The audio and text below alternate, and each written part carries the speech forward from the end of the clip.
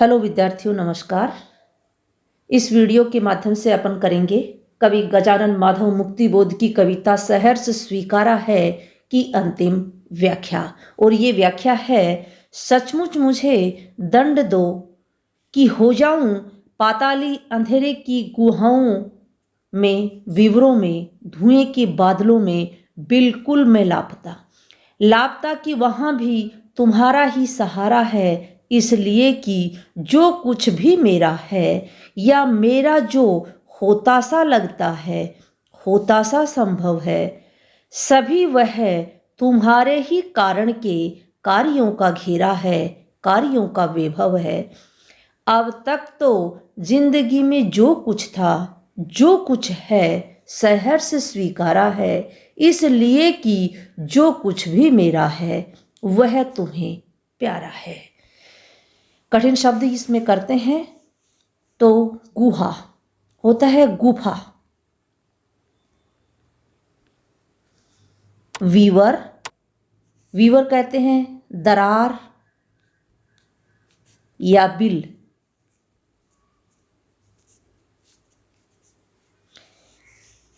लापता अदृश्य,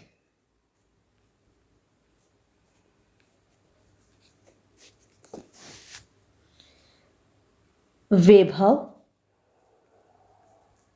समृद्धि। अब इसकी व्याख्या करते हैं और इसकी व्याख्या है, यहाँ पर कवि जो है वह अपने रहस्यमयी प्रेमी पात्र को संबोधित करते हुए कह रहा है कि हे प्रियतम, तुम मुझे भूल जाने का दंड दो, और ये दंड मैं अपने अंतर मन से वास्तविक रूप से चाहता हूं। तुम्हारा जो प्रेम का प्रकाश जो है उससे से दूर जा करके, और मैं तुम्हें भूल जाने के अंधेरे में डूब जाना चाहता हूँ। मैं इस अंधेरे की गुफाओं में जाना चाहता हूँ, अंधेरे के गहरे बिल दरारों में खो जाना चाहता हूँ, अंधेरे रूपी धुएं के बादलों में मैं बिल्कुल से लापता हो जाना चाहता हूँ। वहाँ भी लापता मैं इसीलिए हो रहा हूँ कि वहाँ रह कर के भी, उस अंधेरे में रह कर के भी तुम्हारे प्रेम का सहारा मुझे निरंतर प्राप्त होता रहेगा। इसलिए इतने अंधेरे में भी मैं रह पाऊंगा। आगे कह रहा है कि इसलिए कि जो कुछ भी मेरा है,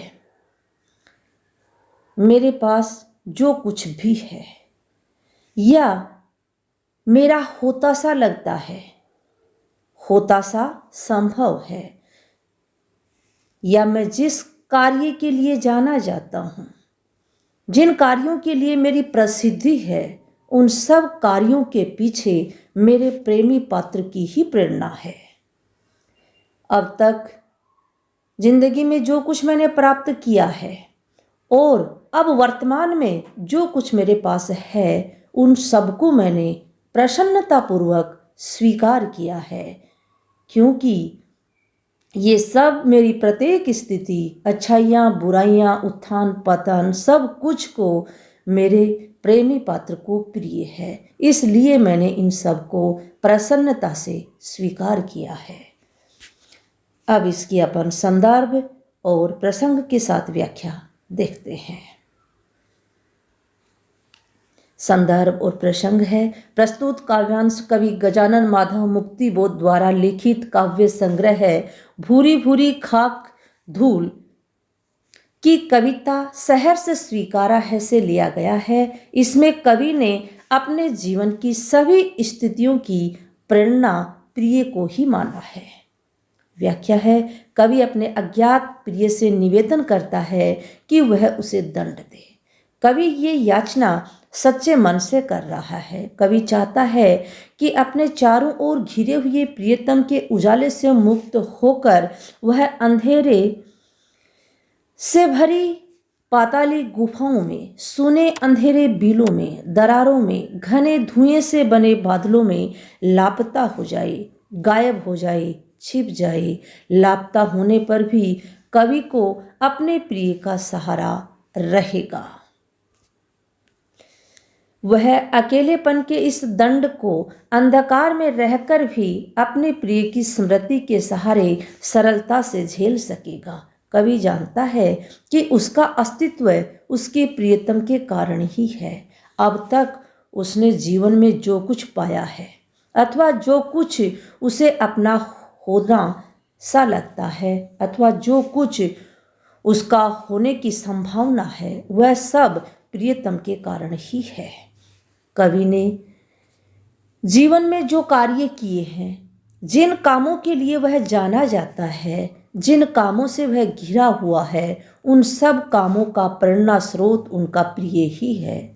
उसके जीवन में जो कुछ पहले था तथा जो भी कुछ उसके पास है, उस सब को उसने प्रसन्नतापूर्वक स्वीकार किया है, क्योंकि कवि की हर उपलब्धि अच्छी या बुरी सब उसके प्रियतम को प्यारी लगती है।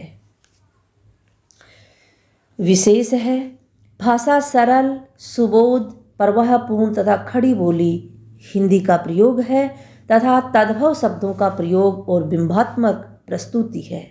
कवि अपने प्रिय के प्रति इतना आश्वस्त, मुग्ध और समर्पित है कि वह उसके उपकार क्षेत्र से दूर जाकर भी स्वयं को उसके प्रति कृतज्ञ मानता है। इसके अलावा मुक्तक छंद की ये रचना है और इस काव्यांश में अनुप्रास अलंकार का प्रयोग हुआ है। अब इन काव्यांश में से कुछ महत्वपूर्ण प्रश्न बनते हैं। उनमें प्रथम प्रश्न है, कवि दंड क्यों पाना चाहता है? कवि इसलिए दंड पाना चाहता है कि वह अकेला रहना सीख सके, प्रियजन के विरह में जीना सीख सके, क्योंकि अपने प्रिय की असीम ममता से उसका हृदय अक्षम कमजोर हो गया है। इसलिए वह अपने प्रिय से दंड चाहता है कि वह उसे भूल जाए, ताकि वह आने वाली परेशानियों से अकेला भी लड़ सके। अगला प्रश्न है, कवि दंड रूप में कहाँ रहने को उद्यत होता है, तैयार होता है? तो कवि दंड के रूप में पाताल की घनघोर अंधेरी गुफाओं में, सुनसान सुरंगों और दम घोटू धुएं के बादलों में रहने को और लापता हो जाने को उद्यत होता है। अगला प्रश्न है, कवि जीवन की समस्त सुखद और दुखद स्थितियों को क्यों स्वीकार करता है? यहां पर ये नहीं आएगा क्यों स्वीकार करता है, तो इसका आंसर है, कवि जीवन की समस्त सुखद और दुखद स्थितियों को सहर्ष इसलिए स्वीकार करता है कि उसमें उसे अपने प्रिय का स्नेह मिला हुआ दिखाई देता है तथा सभी स्थितियों की उपलब्धि उसके प्रिय की देन है। इसलिए सभी सुखद और दुखद स्थितियों को उसने प्रसन्नता से स्वीकार किया है। धन्यवाद विद्यार्थियों, आज की इस वीडियो में इतना ही। अगर आपको वीडियो अच्छा लगा हो तो चैनल को सब्सक्राइब कर लेना और बेल आइकन भी प्रेस कर लेना।